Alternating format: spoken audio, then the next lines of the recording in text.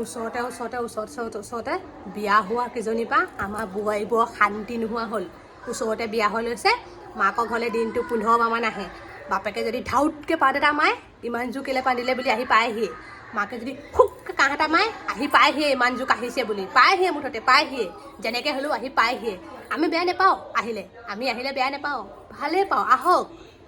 এই আহি লৈ কিনি যে ঘৰত এইটো কাম নাই কৰা, ঘৰটো আজিকালি এনেকুৱা হ'ল, কালি দেখিছিলোঁ এনেকুৱা হ'ল, আজি এনেকুৱা হ'ল, ভাত বনোৱাই নাই, দাইলহে বনাইছে নেকি, সেনেকৈ যে কয়হি।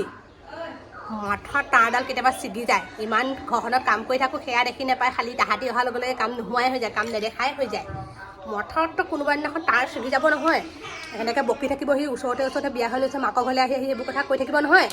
এই গিল এইটো ফুটা কৰা মেচিন দেখিছে নাই, আকৌ জিভাখন উলিয়াম, ডাইৰেক্ট ঘৰ মাৰি দিম জিভাত, একদম জিভা ফুটা হৈ যাব। তাৰপিছত এনেকৈ কৰি ফুৰিব।